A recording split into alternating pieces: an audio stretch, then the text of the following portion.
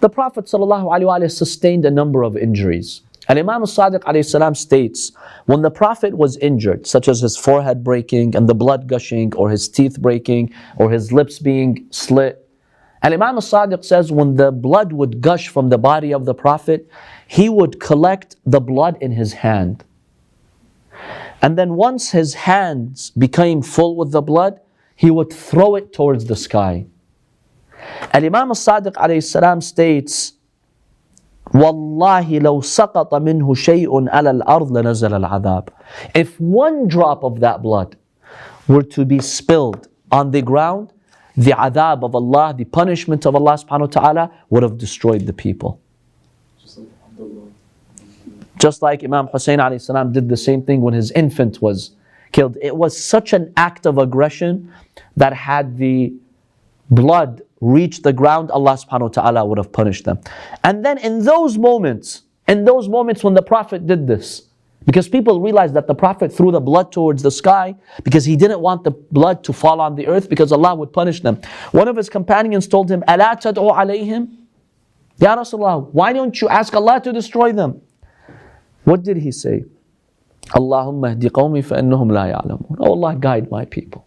Even in those final moments of the battle where the Prophet is bleeding profusely, he still asked Allah to guide his people. Look at the rahmah and the compassion of Rasulullah sallallahu alayhi wa alayhi.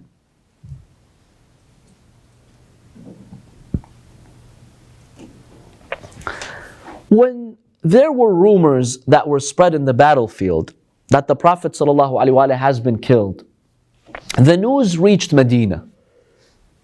People started spreading rumors in Medina that the Prophet is now in the battlefield and he has just been killed. One hadith states Iblis is the one who delivered the news. He spread the news that Muhammad has been killed.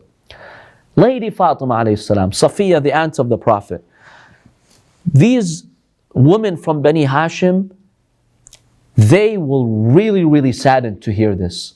One hadith states Lady Fatima alayhi salam came rushing, putting her hand on her head, so concerned that something happened to Rasulullah sallallahu alayhi wa alayhi.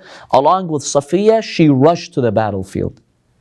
She came to the battlefield in order to see what happened, but she was very happy to see the Prophet sallallahu alayhi wa alayhi alive, and she assisted the Prophet with his wounds. Basically, she said, I was washing the wounds of the Prophet, but I realized that when I would wash the wound, more blood would flow. So she took some straw mats and she burned it such that it became ashes. She said, I put those ashes with a band and I put it on the wound of the Prophet, and instantaneously, the wound would stop bleeding. And in the past, by the way, this was one way of treating those injured in the battlefield. Because when you burn something, effectively, if it's just been burned now, there is no bacteria in it, right? Due to the flames of the fire. So that was a way of sterilizing the bandages, right? To burn something immediately like a straw mat and then apply that to the wound, it would aid in the stopping of the bleeding. So Lady Fatima did play a role for Imam Ali alayhi salam, for the Prophet, in helping with those wounds. But it was really a tragic day. I mean, in Medina, everyone started crying. They really thought that the Prophet sallallahu alaihi wasallam could have been killed. Now, as for those who physically assaulted the Prophet, all of them had an evil fate, bad fate. One of them was Ibn Qami al-Laythi, or Ibn Qami al-Laythi. Basically, he struck the Prophet sallallahu alaihi wasallam on his hand. He wounded the hand of the Prophet. Utbah ibn Abi Waqqas, he struck the Prophet sallallahu alaihi wasallam with his sword. He cut the lips of the Prophet. And a number of them really, harassed the Prophet physically.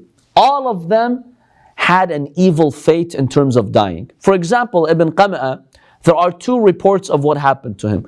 One report states, whenever he would pass by a tree after Uhud, the tree with one of its branches would basically injure him and take a chunk of his flesh. Historians in Mecca would report this, that Ibn Qami'a, this is what would happen to him after Uhud, for what he did to the Prophet sallallahu alaihi wasallam. And then the way that he died is on the final day, he was lying down in a nearby, hillside or mountainside. When a goat came that had horns, he was sleeping, the goat attacked him, and it basically just stabbed him with its horn. The horn landed, basically in his throat, and that's how he was killed. So all those who physically assaulted the Prophet ﷺ, this was their fate. This is what happened to them. A question over here: did the Prophet ﷺ ever kill anyone in the battlefield? Or anyone in his life? We don't have any report of the Prophet ﷺ ever killing anyone. However, what happened is, Ubayy ibn Khalaf, one of the pagans of Mecca, once he had seen the Prophet ﷺ in Mecca when the Prophet was in Mecca.